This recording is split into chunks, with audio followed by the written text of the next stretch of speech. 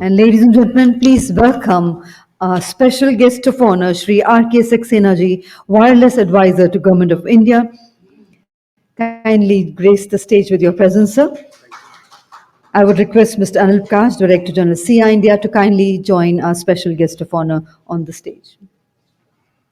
And we would welcome him with the floral bouquet. Ladies and gentlemen, once again, put your hands together to welcome our special guest of honor.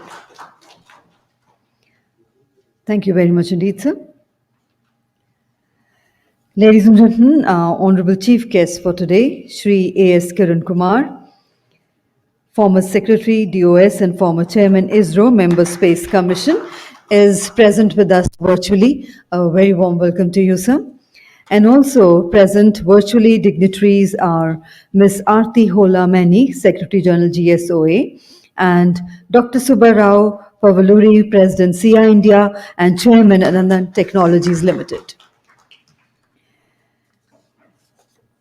Once again, requesting for all mobile phones to be put onto silent mode, the exit doors to be closed, please. Thank you. Namaskar and good afternoon. Honorable Chief Guest, Shri A.S. Kiran Kumar, former Secretary, DOS, and former Chairman, ISRO, Member Space Commission. Our special guest of honor, Shri R.K. Saxena, Wireless Advisor to the Government of India. Distinguished dignitaries, senior government officials, distinguished panelists, speakers, and participants, both who are present on the virtual mode and all those who have joined us here physically. Ladies and gentlemen, a very warm welcome to the hybrid conference on satellite-enabled 5G applications and services, which is being organized by SIA Satcom Industry Association, SIA-INDIA. SIA-INDIA is a not-for-profit body created to represent the interest of the satellite communication ecosystem in India. As a vibrant body, SIA-INDIA represents satellite operators, satellite systems, launch vehicles, ground and terminal equipment manufacturers, and application solution providers to the government, regulators, policymakers, and domestic and international standard bodies. As the thought leaders for the satellite communications ecosystem, we aim to present the industry's interest to the highest government levels for policy making, regulatory, and the licensing matters. SIA-INDIA is excited to observe the industry developments as the space segment matures from limited Earth observations and communication applications to the multiple constellations that need to be supported with necessary ground infrastructure, including multiple gateways, data centers, and communications links. And ladies and gentlemen, the conference today is supported by Nalsar Hyderabad, Space, TEPC, US Chamber of Commerce, and US India Business Council. The supporting organizations are Anant Technologies, AsiaSat, Dhruva Space, Immersat, Intelsat, OmniSpace, Space Machines Company, SES, Telesat, and supporting associations are Access Space, Antriksh Pratishthan, Nepal, Geeks Without Frontiers, Asia Pacific Communications Council, APSCC, Asia Video Industry Association, AVIA, IICF, Global Satellite Operators Association, GSOA, GVF, the Satellite Solutions, the World, Planet Aerospace, Spacetide, Society for Space Education Research and Development, and the supporting partners is etsatcom.com and the media partners of Voice and Data. And ladies and gentlemen, the conference aims to put a spotlight on the technology elements and the frequency spectrum that enables satellite communications to provide applications and services that complement other technologies to complete the communications infrastructure requirement in the country. And ladies and gentlemen, as is customary, we begin an auspicious occasion by lighting the ceremonial lamp. To do the honors, I would request our special guest of honor, Mr. Anil Prakash, Director General SIA-INDIA. I would also invite Mr. Pavan Kumar, Executive Board Member SIA-INDIA, Mr. Ravi Alwadi, Executive Board Member SIA-INDIA, Lieutenant General PGS Pannu, Advisor SIA-INDIA, Commodore DJ Jaina, Advisor SIA-INDIA, and General AKS Chandele, Honorary Guest, to kindly join in for the ceremonial lamp lighting and formally inaugurate today's conference.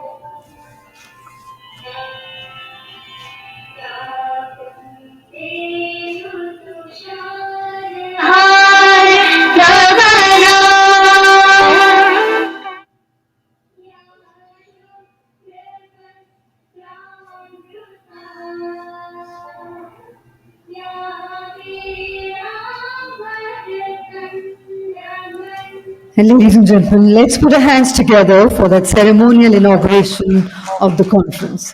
Thank you, gentlemen, for doing the honors. And can we have a group photograph, please? Thank you.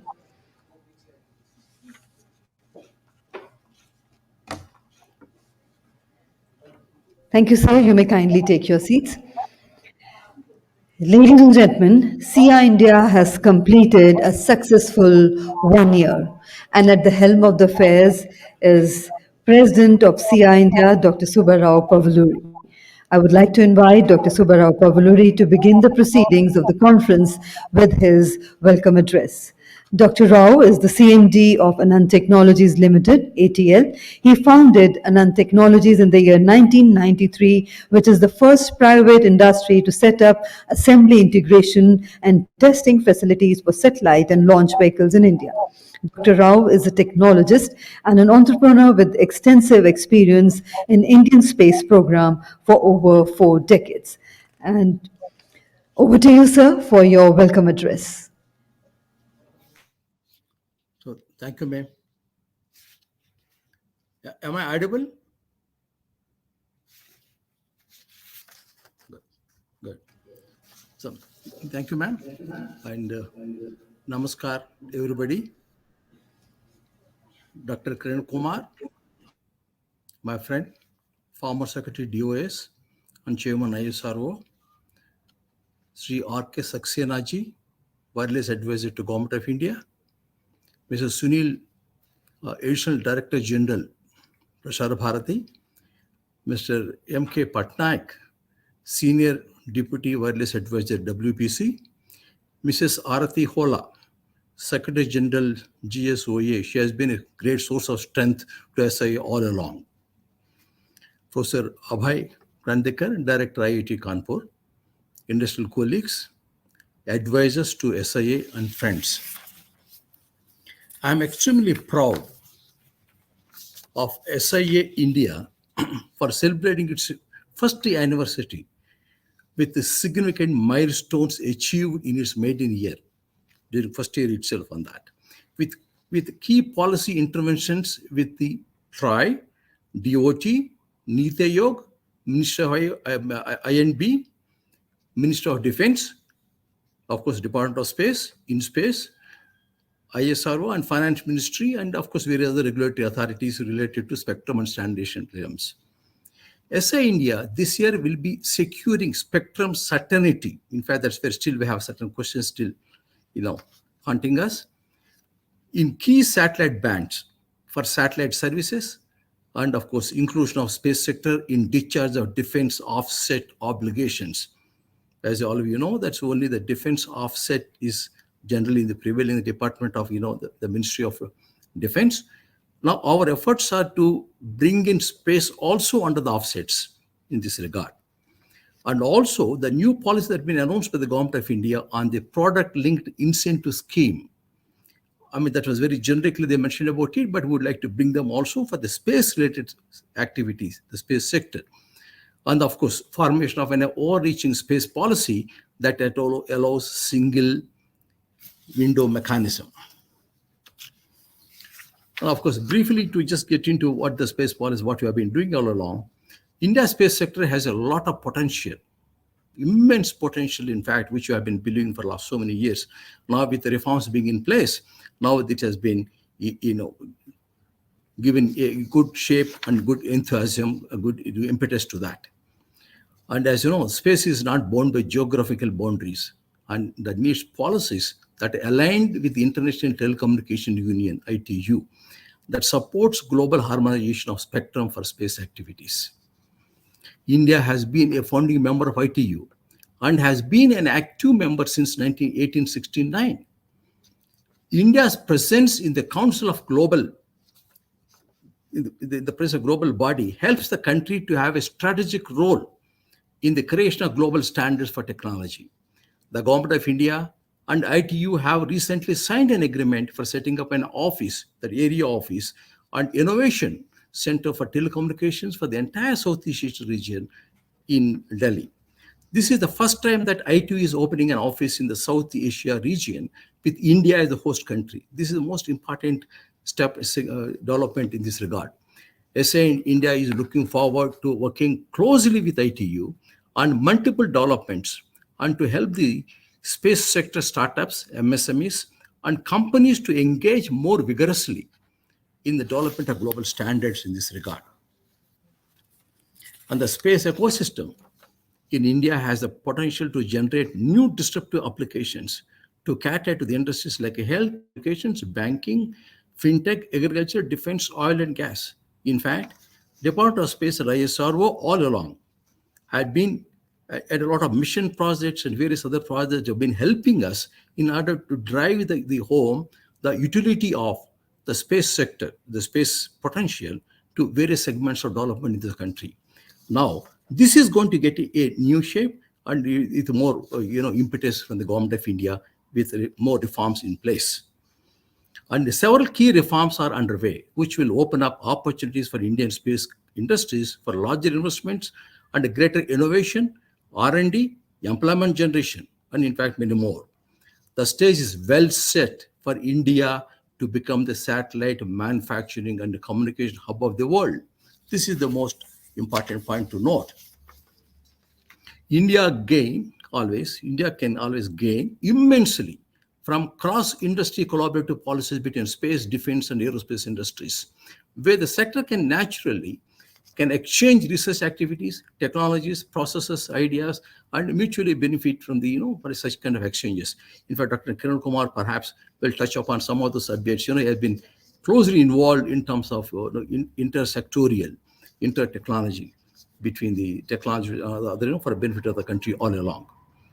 They can combine existing technologies in more prolific manner and lead to the development of state-of-the-art applications and enhance the indigenous manufacturing capacity under the Make in India and Atmanirbhar Bharat. That is more cost-effective manner and with a better communication traction. And the space sector, of course, now a lot of statistics are flowing around, is targeting a massive 10 to 15% market share by 2030, which would translate into the space sector becoming a 50 billion market in India itself on that. The space sector will be the fourth frontier of defense. The inclusion of space sector to discharge offsets obligations can be a major catalyst for both sectors, both for defense and space.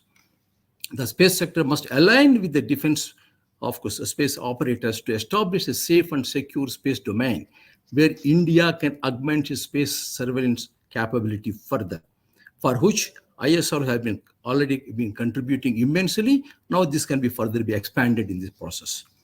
Defense and space sectors both target to achieve a 25 billion and of course 50 billion market by 2025 and 2030, respectively, with a similar growth trajectory of 17% compounded annually. In fact, the numbers are mind-boggling. And the sector which has not been accounted for in terms of this kind of figures now is coming up onto that. That's going to do a lot of good for the nation. And sourcing of space equipment and services, including sounding rockets, components, subsystems, etc., from the Indian private industry and launch services of foreign satellites through ISRO, PSLV, GSLV should be made eligible to meet offset obligations. In fact, a lot of other things into the, a lot of investments to the country. And of course, product-linked incentive scheme also that happen onto that. All these such measures will leverage the synergies between defense and space industries, both in enhancing indigenous manufacturing capabilities, cut down the imports, and achieve the export target of the Government of India. That's what's really meant for Atmanirbhar Bharat. This would help foreign OEM in discharging their obligations by opening up a new venue for discharging this kind of obligations. High throughput satellites promises to bring about a paradigm shift in the use of satellites for broadband needs of the country.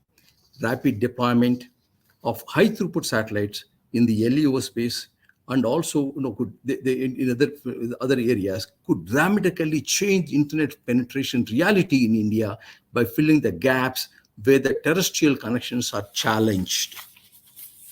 And now the satellite technology can bring an absolute change in the whole dynamics of internet connectivity and digital communication architecture of the country.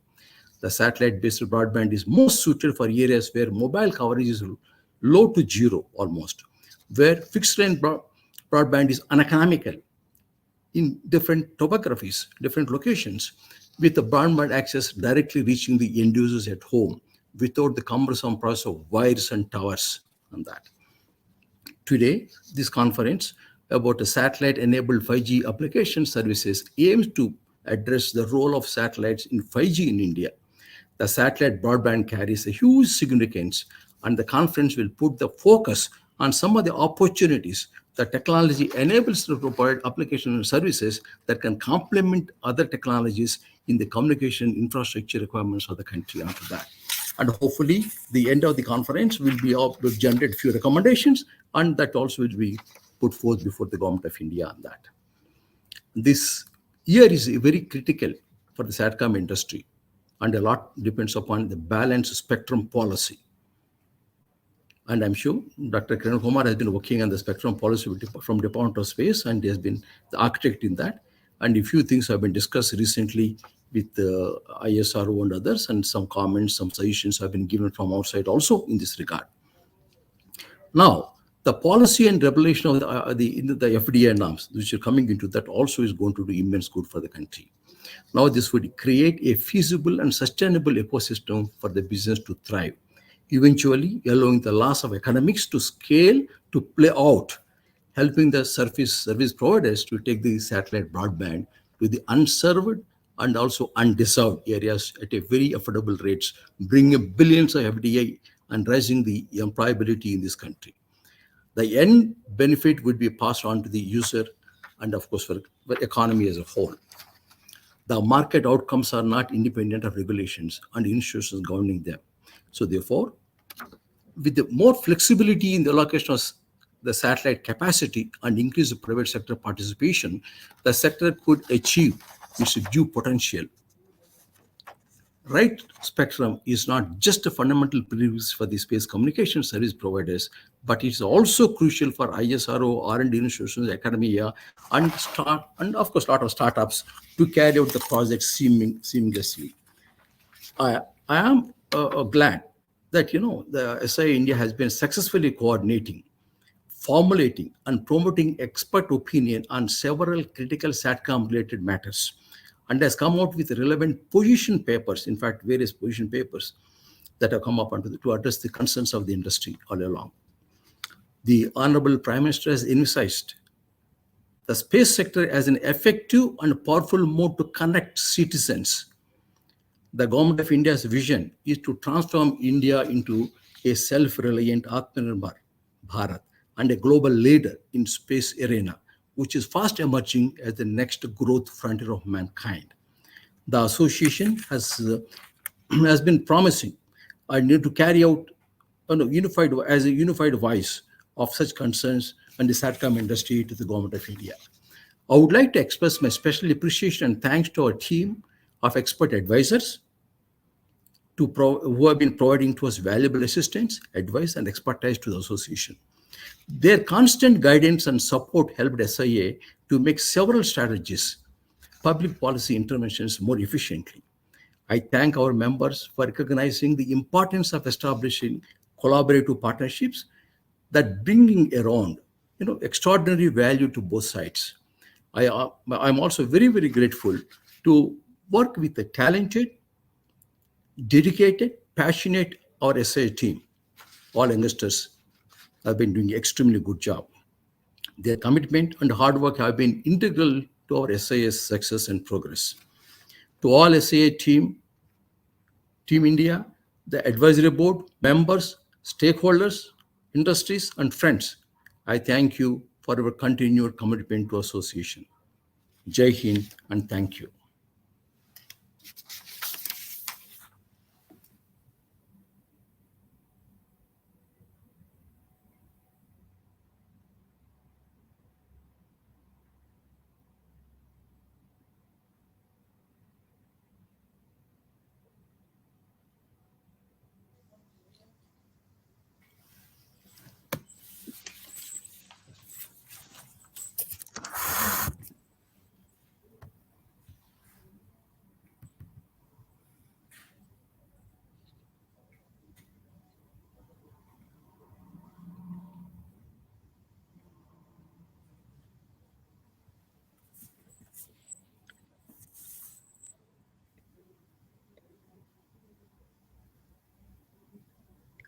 Thank you very much. I hope you can hear me because I did not hear the introduction. So I hope you can hear me.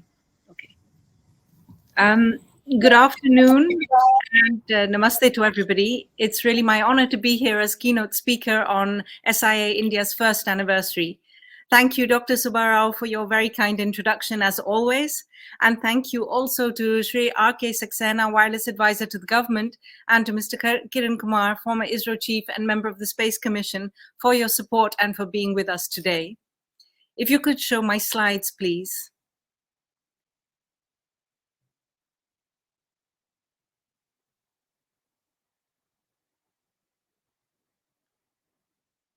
Thank you so much. If we can go to the next slide. I want to start my presentation by, of course, congratulating SIA-INDIA on its anniversary and recognizing all of the hard work of Anil, Rajiv, Chitrita, and all the colleagues who've helped to achieve this milestone. 1 year ago, GSOA members wondered, what is SIA-INDIA? Where has this come from? But it has clearly outperformed with respect to expectations and has been relentless in driving cooperation across industry players. Today, we see that multiple satellite operators trust SIA-INDIA to assist them with respect to Indian market landscape. GSOA looks forward to continuing work with SIA-INDIA on this important market and to supporting its journey ahead. Congratulations again. My next slide, please. I wanted to just start by saying a word about GSOA, the Global Satellite Operators Association, because I think many people will not be familiar with it. We are the global voice of satellite industry to promote the common interests of the satellite operators at national, regional, and global levels. We started as a European organization back in 2002, and in 2014 we expanded to capture 11 more operators from the full EMEA region. Now, in January this year, we expanded to become global, now representing, if we can go to the next slide, please, 29 satellite operators, being global and regional operators, and GSOA is a CEO-driven association. If we can go to the next slide. Here I'm showing you our vision for satellites in the network of tomorrow.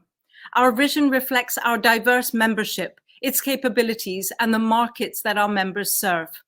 You can see we refer to the different orbits, whether it's individual satellites, very high throughput satellites, smaller satellites, multiple constellations, multiple beams, multiple frequency bands, and multiple access technologies. We see also in the vision that satellites become integrated with terrestrial networks so that we see in the vision of tomorrow a network of networks, a converged ecosystem. Next slide, please.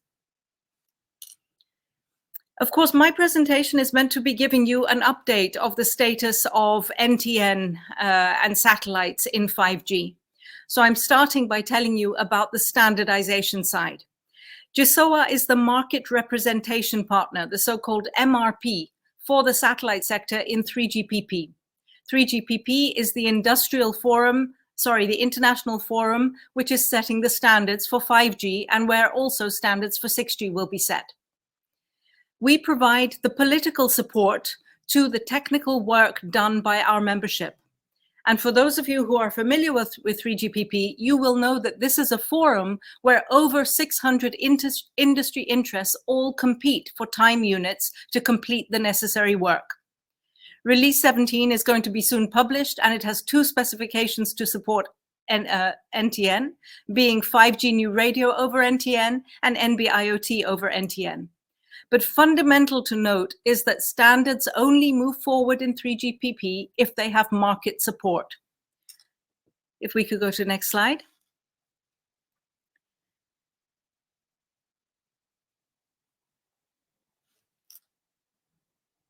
The next slide, please. Voila.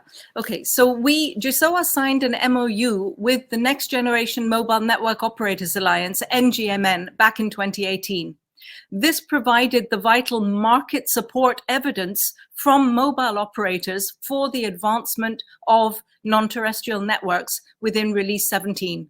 Without this support, the NTN work items would not have been completed and would not have been made specifications that will soon emerge when Release 17 is finally published. By the way, for those of you who are following that, you will know that the specifications have now been frozen and we are waiting for a formal release in a couple of months' time. Next slide, please.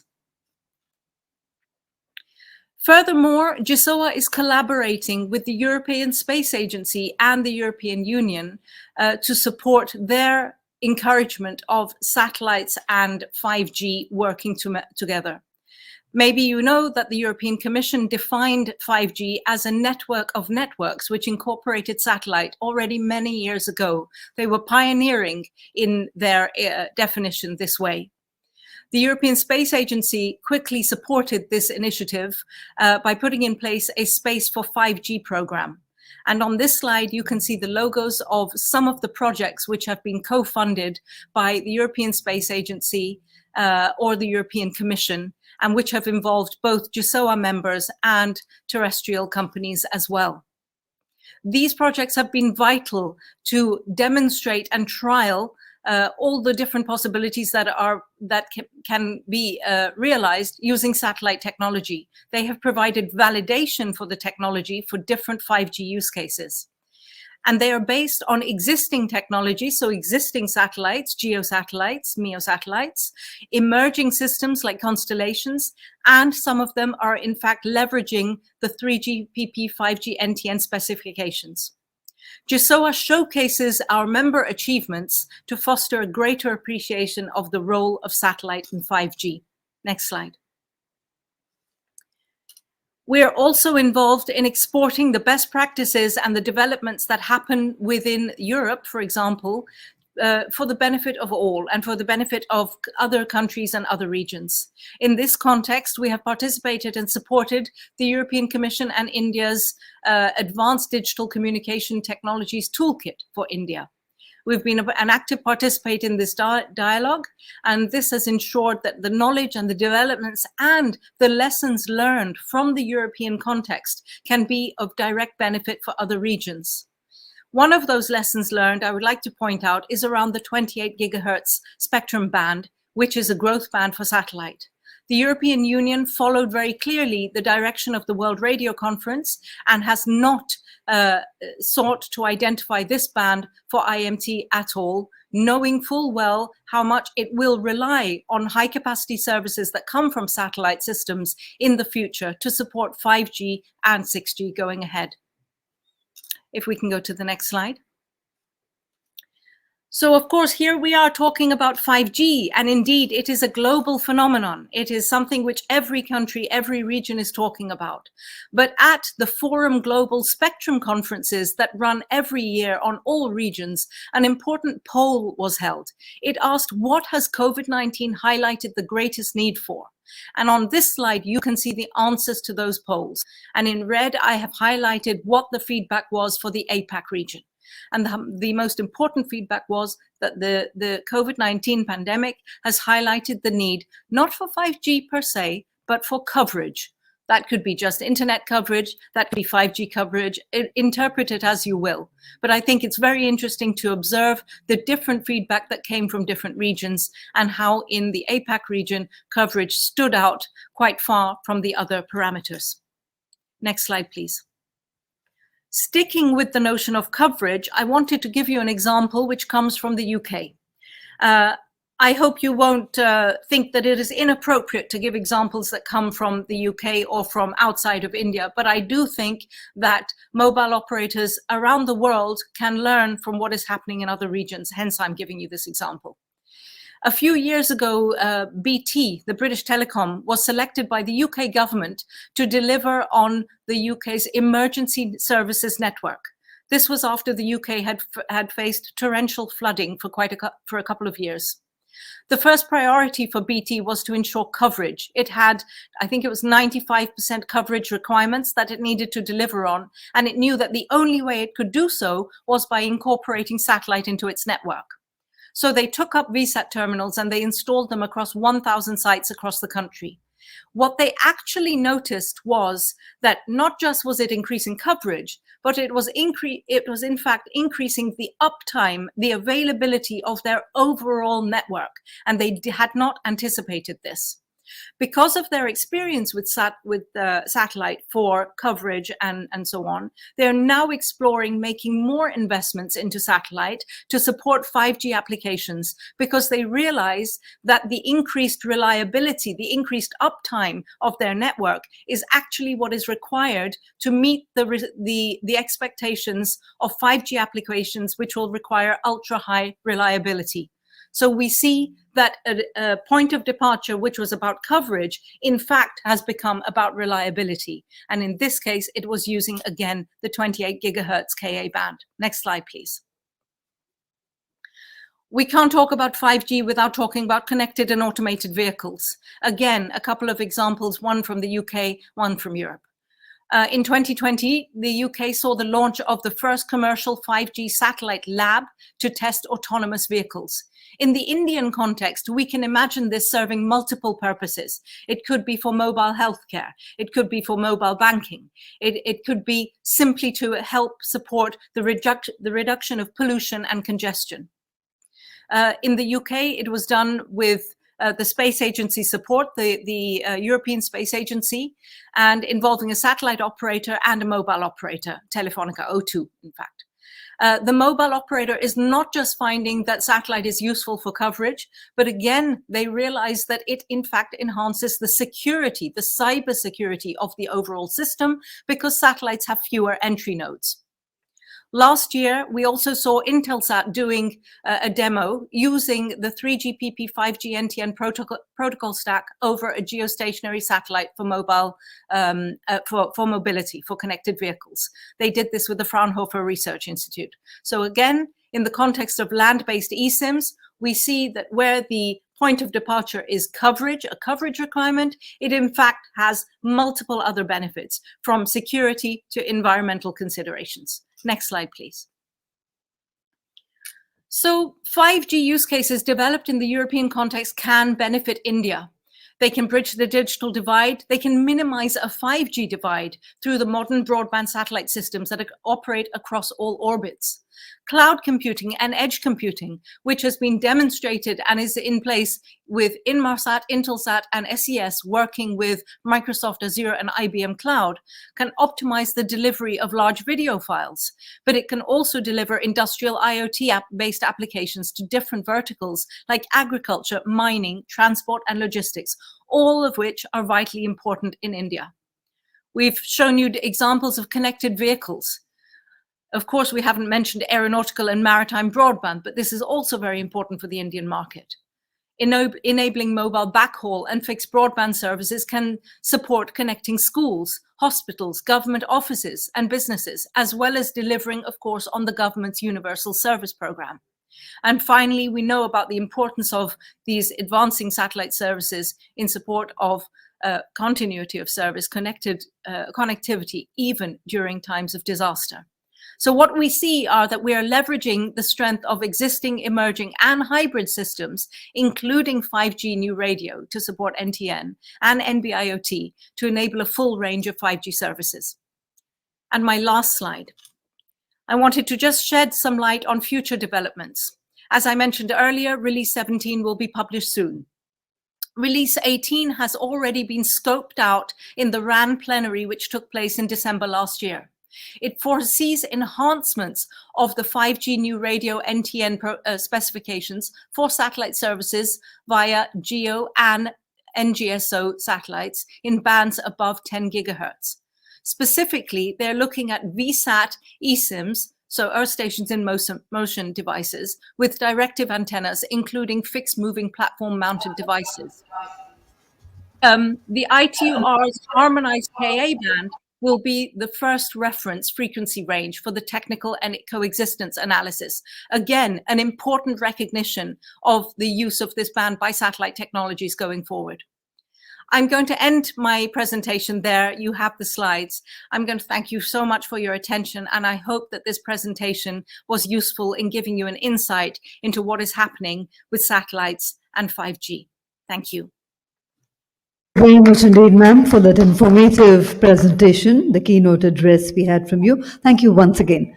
And ladies and gentlemen, moving on, we have on the dais with us our special guest of honor, Shri R.K. Saxena ji, who's the wireless advisor to the Government of India, is an IRRS officer with more than 30 years of experience of administrative, managerial and technical experience in the field of radio spectrum management at the national and international level. He also served as the Wireless and Planning Coordination Wing and Wireless Monitoring Organization. Shri Saxena ji is currently responsible for the 28 wireless monitoring systems spread all over the country, which include 5 international monitoring systems and 1 international satellite monitoring Earth stations. And I now have the proud privilege in inviting our special guest of honor for the special address. Please put your hands together to welcome him once again.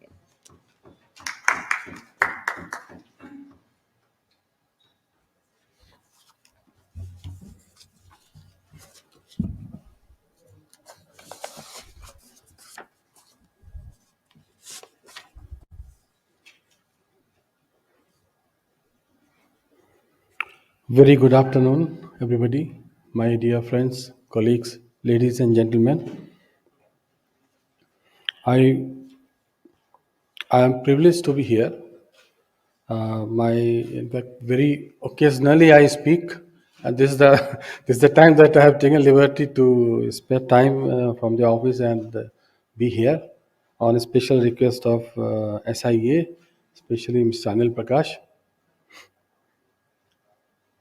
I also say namaskar to Ms. Aarti Hola Maini, Secretary General GSOA, Mr. Sunil, Additional Director General Prasar Bharati, Professor Abhay Karandikar, Director IIT Kanpur,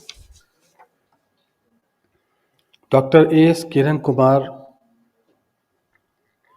officials from DOT,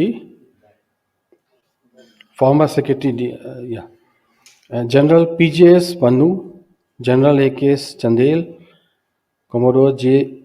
Jaina, Miss Dr. Subba Rao, Mr. Pawan Kapoor, Mr. Ravi L. Abadi, Dr. S.N. Gupta, Mr. Arun Gupta, Mr. Mahesh Uppal, and all those participating in this seminar and this conference or being organized by SIA. So, satellite का ज़माना है.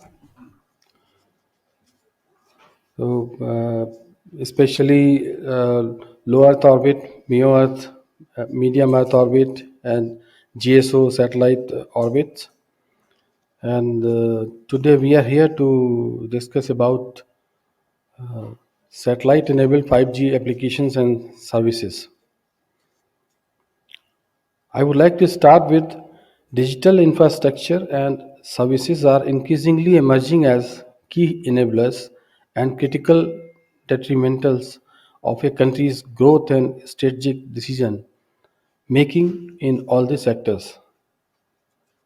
Government, policymakers, and corporations are keenly looking to leverage on all available modern technologies for facilitating internet solutions for its deployment. Now, India is stepping up to bring 5G for the masses.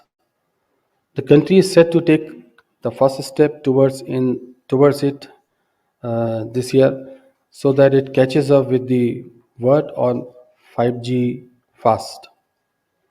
The 5G auctions are in the process. As far as terrestrial portions are concerned, the satellite portions are yet to come. Here I'll have to say that the role of the satellite communication technology has a critical role to play in improving the digital architecture of the country. And the need for satellite communication becomes evident when we want to transmit the signal to far off places. The satellite technologies have immense capabilities in harnessing new age digital technologies and are an excellent platform to unleash their potential to reach underserved markets with access to high speed, reliable broadband services. Satellite communications in India is already widespread throughout the country for several diverse applications like television, DTH, broadcasting, DSNG, VSAT, to exploit the unique capabilities in terms of coverage and outreach. DOS, Department of Space, has been playing a important role for a long time in this field. The technology has matured substantially over the years and is being used on a commercial basis for a large number of applications in healthcare, banking, finance, stock exchanges, agriculture, defense, oil and gas, and education, and etc., to name a few. The potential of the space technology for applications of national development is enormous. Currently, we are studying I don't know whether SIA are interested here or not, but 6 gigahertz, there are some DOS operations in this band, 6 gigahertz band.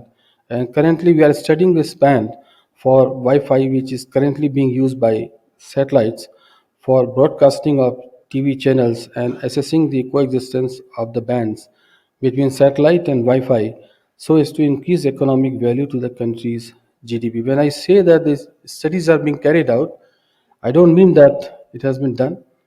Studies are being carried out for coexistence of whether terrestrial and satellite both can coexist. The DOT is also evaluating the need for satellite spectrum in millimeter wave bands, which are very popular nowadays for providing backhaul and all that. At World Radio Communication Conference in 2019, spectrum has been identified for IMT in various frequency ranges for terrestrial, including millimeter wave frequencies for space-based communications by ITU.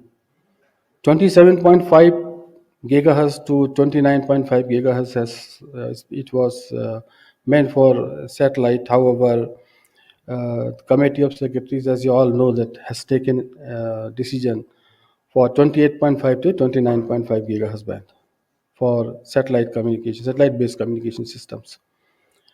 ITU Article 4.1 of the RR Radio Regulations states that the member states shall endeavor to limit the number of frequencies and should ensure the optimal use of the spectrum. To that end, they shall endeavor to apply for the latest technical advances in all the areas to the extent possible, and we are doing so. The spectrum needs to be carefully deployed for the technological developments and welfare of the citizen. The ITU has been through an arduous task for 4 years in processing the member countries' requirement and has come out with collective decision by the member states, including India. Recently, the Government of India and ITU signed an agreement for setting up an area office and innovation center for telecommunications for the entire South Asia region. That's in India, I think in New Delhi itself. We should be proud of it. This is the first time that ITU is opening an office in the South Asia region with India as the host country. Friends, globally, satellite millimeter wave band is being implemented not just for residential, business, and government of critical satellite broadband services across urban areas and beyond. High throughput satellites are the latest technology trends to provide seamless, high speed internet connection across countries. And in India too, it promises to bring out a paradigm shift in the internet connectivity landscape. Rapid deployment of high throughput satellite technologies in the LEO space could dramatically change the internet penetration in India by filling in the gaps where the terrestrial connections are challenged. Each technology has its advantages and disadvantages or strength and has a complementary and supplementary role to play in achieving the digital India goals of India. The space industry in India is going through some remarkable transformation, which is redefining India's positioning in the global arena. India unquestionably holds a strong share in the world market with global presence. If the terrestrial technologies have a massive role, then satellites too have a promising role to play. Satellite based broadband could be more suited for areas where terrestrial fixed and wireline coverage is low to zero or where terrestrial broadband is uneconomical, especially in difficult topographies with broadband access directly reaching the end users at home. Satellite promised to bring 5G like speed and quality to absolutely and geography. Always when we talk about 5G, we think of 5G terrestrial. However, satellite broadband is already using many of these advances, which include the use of low latency radio interfaces, network slicing, and edge computing or caching. With the right enablers in place, satellite networks are well suited to complement the terrestrial and wireless carriers for the next wave of market opportunities. Massive investment and technology disruptions in space initiative provide a little ground for satellite networks to increase participation in the global telecom industry. Here, I would like to tell that 5G auctions are taking place, and simultaneously, we are also hearing that NGSO based space systems, many NGSO based space systems like Terrisat, SES, and then OneWeb, then SpaceX, uh, these kind of networks, these kind of space systems, they are also about to come to our country and and about to play an important role as far as satellite enabled 5G services are concerned. And they are definitely going to give a strong competition to the terrestrial IMT mode uh, in some format. So internationally, various space agencies have joined forces to develop and demonstrate the added value that satellite brings to 5G. Globally, the work in the areas of product and service development, applications development, standardization, resource management, interoperability, demonstrations, and supporting technologies in the field of satellite 5G technologies that's being carried out.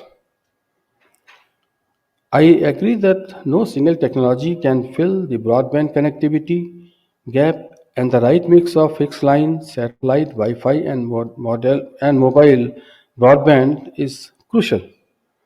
This will result in better options, bigger innovations, and reduced prices for consumers, employment generation, skill development, attract billions of dollars as FDI, and enhance the GDP growth rate significantly in the country.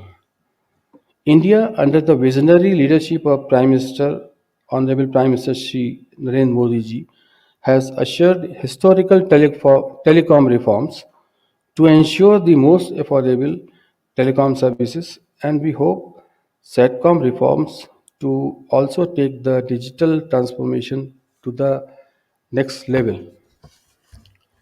The government aims for a Satcom revolution in the country, and to achieve that, transformative initiatives are being considered at the highest level.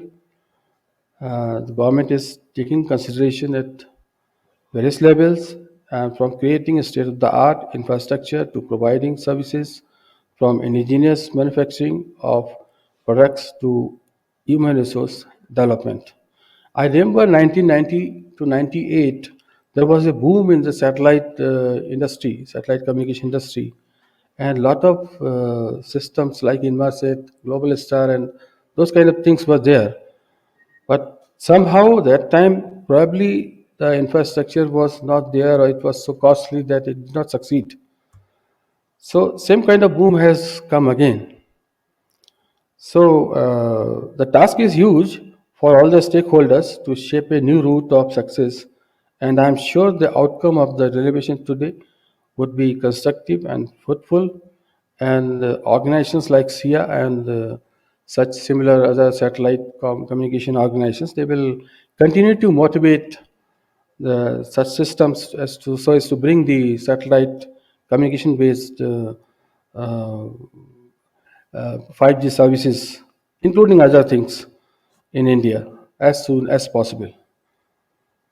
There are illustrious panels in line to discuss the pertinent topics.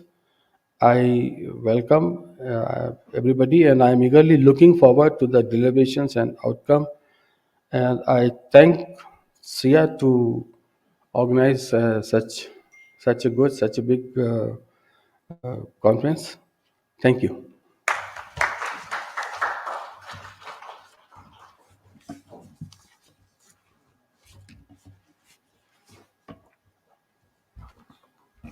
Thank you very much indeed, sir, for that noteworthy special address. And now, ladies and gentlemen, after that special address by guest of honor, we have the release of SIA-INDIA position paper, the white paper on satellite spectrum allocation, international best practices and learnings.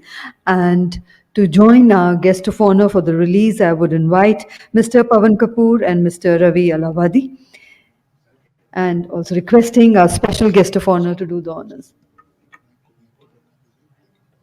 And I would also like to invite Mr. M.K. Patnaik. Yes, sir, kindly join us in the release of the white paper.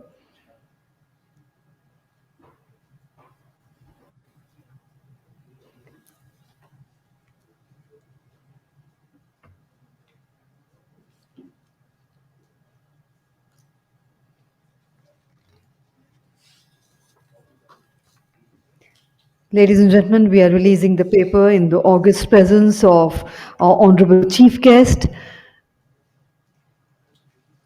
and all other participants who are there present with us on the virtual mode, and of course, all of you who are present here.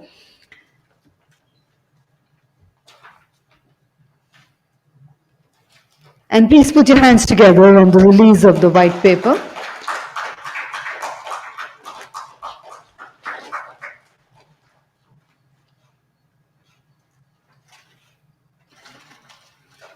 Thank you very much indeed, sir, for doing the honors.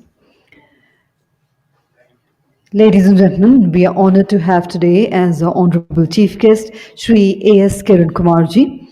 He is the former Secretary DOS and former Chairman ISRO Member Space Commission. Shri A.S. Kiran Kumarji is Vikram Sarabhai Professor at ISRO Bangalore and member of the Space Commission, Government of India. He is also member Governing Council, Indian Institute of Science, Bangalore, and during 2015 to 2018, he has served as Secretary, Department of Space and Chairman, Indian Space Research Organization. He has steered the implementation of the applications-oriented Indian space programs, has led design and development of more than 50 electro-optical imaging sensors flown on various space-borne platforms, starting from Bhaskara in the year 1979. Further, his role in the success of Chandrayaan-1 mission and Mars Orbiter mission has been significant. Shri Kiran Kumar is the President, Aeronautical Society of India and Fellow of Indian National Academy of Engineering, National Academy of Sciences, India, Indian Society of Remote Sensing, Institution of Electronics and Communications, Telecommunications Engineers, Indian Society of Systems for Science and Engineering, Indian Meteorological Society, Indian Society of Geomatics, Gujarat Science Academy, Andhra Pradesh Academy of Sciences, and is an elected member of International Academy of Astronautics. He has been conferred with honoris causa and DSc by 18 Indian academic institutions and has co-authored 85 publications in various national and international scientific journals, conferences, and symposiums. And, sir, it is my proud privilege to hand over to you for the inaugural address. Over to you, sir. Thank you. Thank you very much for that generous introduction. Dr. Subbarao, President of the Satcom Industry Association. First of all, let me congratulate you and SIA-INDIA on successfully completing 1 year. And as we have already seen, it has made a significant contribution to the activities of satellite-based telecom industry in the country, and in its ability to bring in many discussions on various aspects related to rolling out of the satellite communication capabilities in the country. And I'm also extremely happy to see that this particular initiative of organizing a conference on satellite-enabled 5G application services, where the various activities of policy making and discussions on the various attempts by the government of India to enable India to become a very significant player in the space economy of the globe. Today, as we understand, space is already the fourth frontier, and we are seeing the pace at which the private enterprise is moving is so phenomenal that in the yesteryears it was only the nation states which were conducting space programs, but already the private enterprises across the globe have brought in the pace of the activity to such a level that governments are now already seeing the difficulties of not only convincing their own citizens and the various entities of governments continuing to spend on this very commercially viable activity. So what the government of India is primarily trying to do at this point of time is, while India developed the use of space technology, the technology of space becoming available in the late 50s over the last 4 to 5 decades, while India in a self-reliant manner made use of the space technology to bring in its application to communication, navigation, remote sensing, or meteorology. The technological capability developed should not remain only within the government entities, but India as a whole should become a beneficiary of this space economy. As you are pointing out, the space economy is now being touted to become almost $1 trillion economy in a few years. And if India takes even few tens or 20% of that, it becomes a substantial growth to the country. And if this has to happen, the only way it can happen is when both the government and the industry and academia work together, work with synergy, and try to make the best use of the opportunity available and look at very effective solution. What India has demonstrated over a large so many years is, while new disruptive technologies actually change the landscape and change the manner in which things happen, it's only when you start adapting them for solving the specific problems you are facing in the country.